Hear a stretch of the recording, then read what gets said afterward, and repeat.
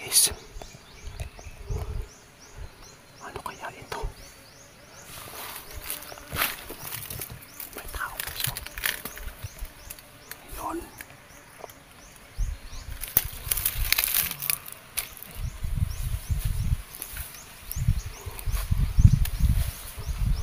Yun. Patay na, pumunta siya doon sa kubo. Bakit may nakatali dyan? Wala na siya. Pumasok na yata doon sa kubo yung tao. Ito yung sinasabi siguro ng nakarinig po dito guys na sumigaw. May tinali po dito at mayroong tao. Papaya na ako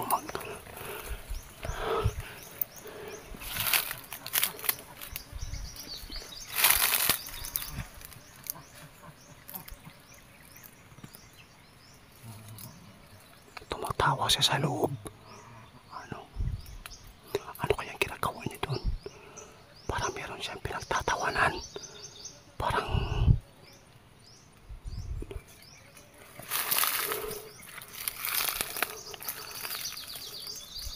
ayun guys, oh. Bakit po nila ginawa ito?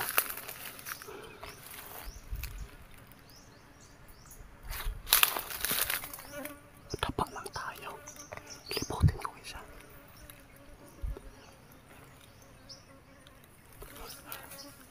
Ang tao guys, oh.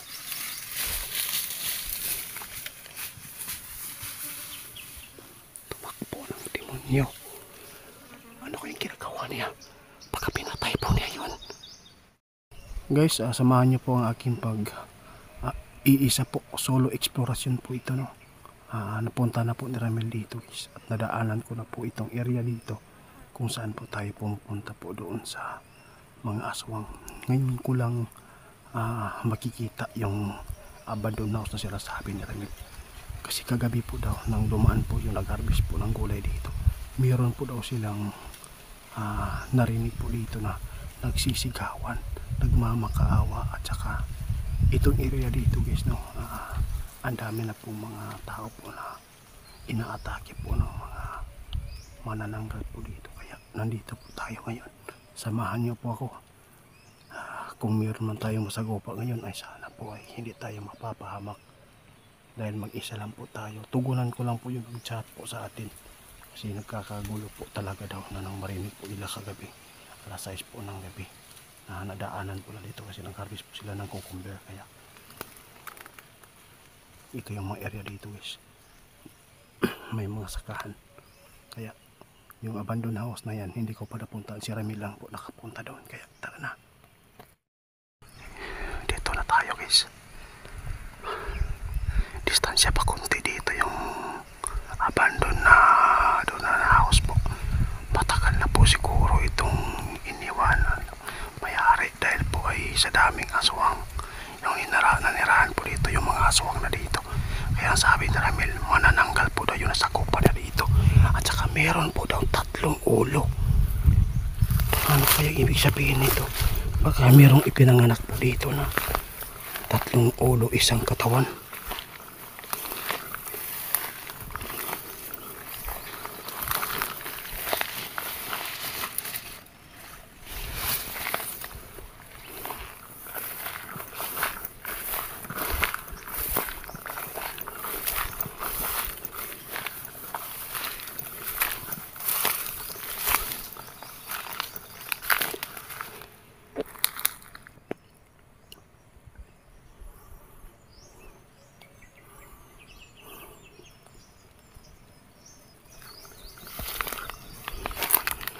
Dahan-dahan lang tayo guys kasi po kung mga manananggal ito, malakas po ang pangamoy nila kasi meron po silang nilalagay sa palibot.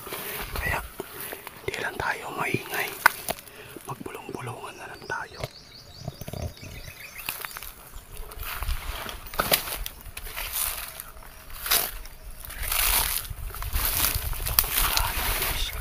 Papunta doon sa balonado kubo.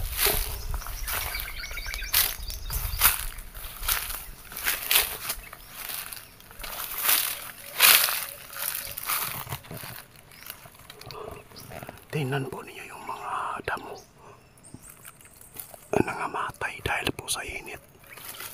ng ulan dito sa kanila.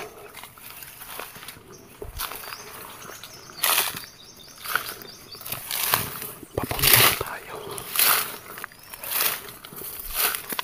Ano kaya yung narinig po ng nag-chat sa atin? Bakit po may nagmamakawat? Marami po daw tumatawa dito. Parang meron sila pinaglalaruan at nasasayahan po sila sa ginawa nila. Ang problema lang dito is baka kulto.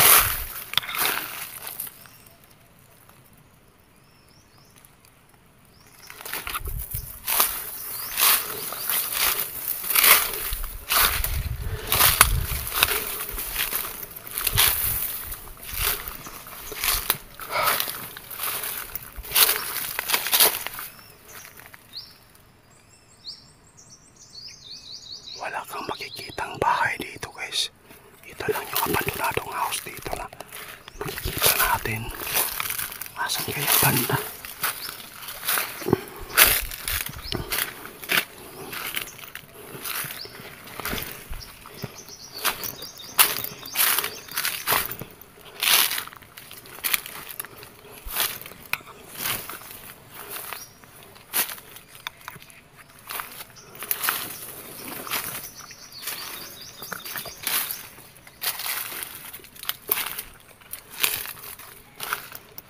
Malinis pala. Oh. Ibig sabihin nito, guys, meron ng naglalagay po ng pitak. Pitak. Ano kaya pinipitag nila? Oh? Ito yung ano, lupit.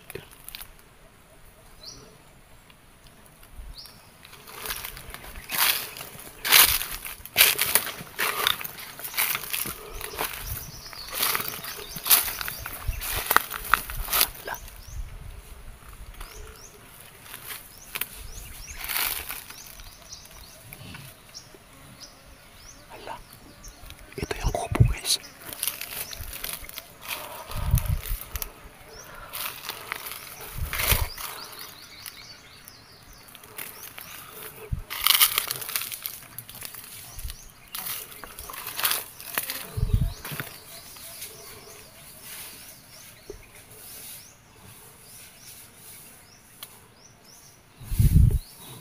Ano yan? Ano kaya yan? Patay na. May tao, guys. Tinali. May tinali, guys. Ano kaya ito? May tao, guys. Yun.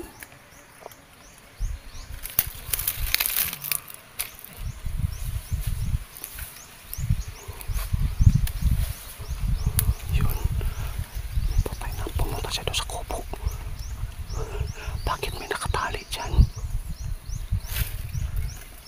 Wala na siya. Pumasok na yata doon sa kubo yung tao. Ito yung sinasabi siguro ng nakarinig po dito, guys, na sumigaw. May tinali po dito at mayroong tao. Papaya na ako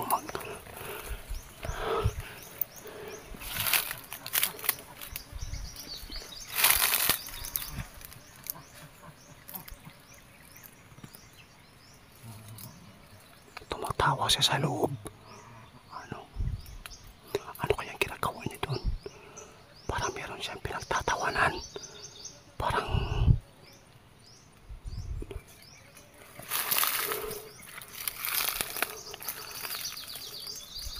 ayun, guys. Oh. Bakit po nila ginawa ito?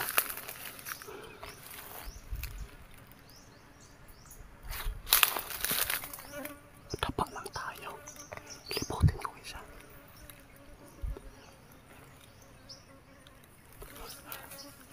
Ang tao, guys. Oh.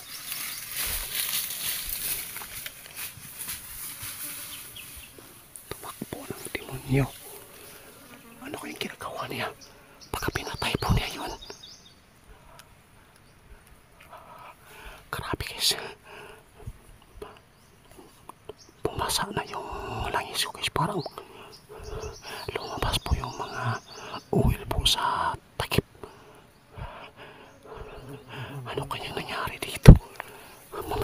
pupuntahan yan baka patibo.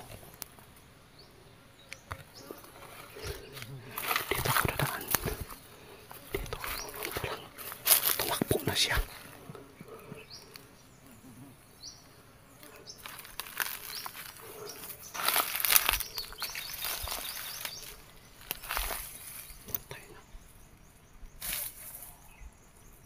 Dok. Dok. Dok. Tumakbo na yung nagpantay sa kanya. Ano po nangyari sa'yo, Dok?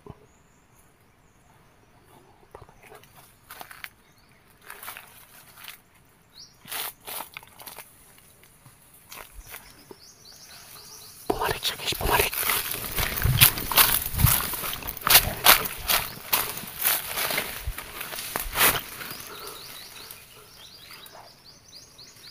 Bumalik siya. Buti lang di ako nakita. Ano kanyang tinako dito sa kabila? Baka meron naman po siyang kinapos.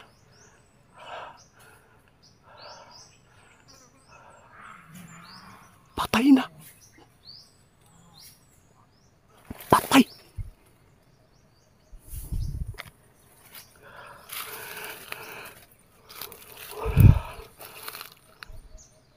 Ano kayang ginawa niya? Grabe yung kaba ko. Ano kayang makalaban nito? Santom! Lugam!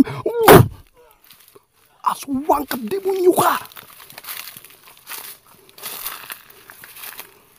Patay na!